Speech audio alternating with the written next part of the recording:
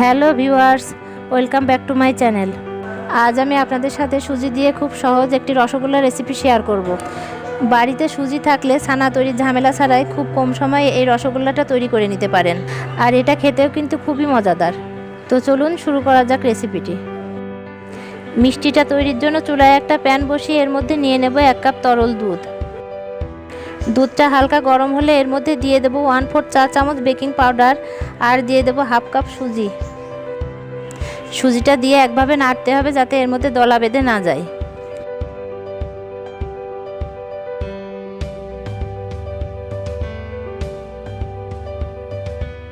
এখন এর মধ্যে দিয়ে দেব 2 টেবিল চামচ পরিমাণ চিনি। এই পর্যায়ে চুলার আঁচটা লোতে রেখে একভাবে নাড়াচাড়া করে একটা ডো তৈরি করে নিতে হবে।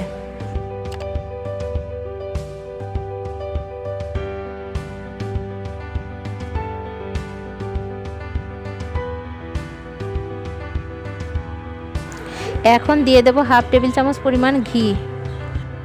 ঘিটা দেওয়ার কারণে ডোটা অনেক বেশি স্মুথ হবে এবং প্যানের গা থেকে উঠে আসবে। আর এই ডোটা কোনোভাবে শক্ত করা যাবে না, একটু নরম থাকতে নামিয়ে নিতে হবে, কারণ এটা ঠান্ডা হওয়ার পর আরও একটু বেশি শক্ত হয়ে যাবে। এই পর্যায়ে আমি এটাকে ঢাকনা দিয়ে ঢেকে চুলা থেকে নামিয়ে নেব।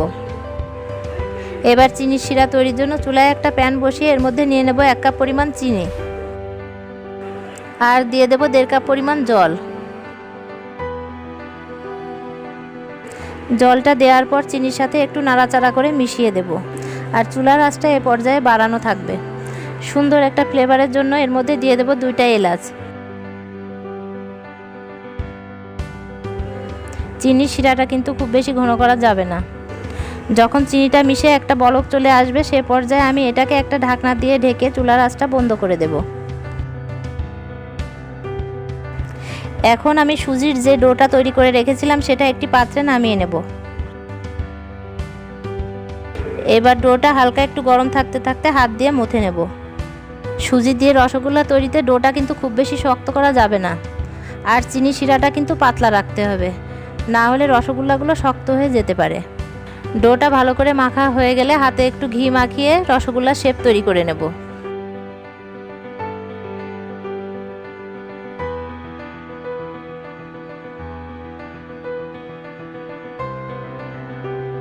একইভাবে আমি সবগুলো রসগোল্লা তৈরি করে নেব।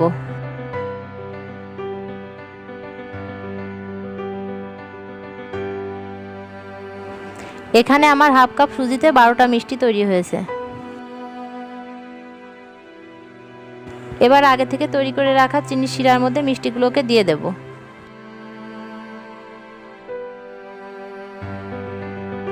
এখন এটাকে ঢাকনা দিয়ে ঢেকে চুলার আঁচটাকে বাড়িয়ে 5 থেকে 6 মিনিটের মতো এটাকে জাল করে নেব। আর ঢাকনার যে ছিদ্রটা আছে এটাকে একটি কাগজ দিয়ে বন্ধ করে দেব।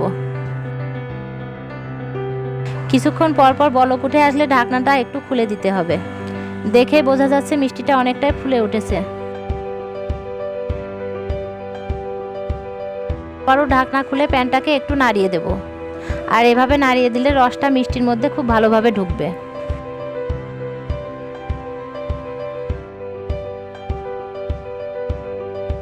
এ পর্যায়ে চুলার আঁচটাকে বন্ধ করে মিষ্টিটা ঢাকনা দিয়ে ঢেকে এভাবে রেখে দেব 1 ঘন্টার মতো। 1 ঘন্টা পর আমি মিষ্টিটা পরিবেশন করে দেখিয়ে দিচ্ছি। দেখুন মিষ্টিগুলো দেখতে কতটা সুন্দর হয়েছে। মিষ্টিটা দেখেই বোঝা যাচ্ছে কতটা স্পঞ্জি হয়েছে। এখন আমি একটা মিষ্টি আপনাদের কেটে দেখিয়ে দিচ্ছি।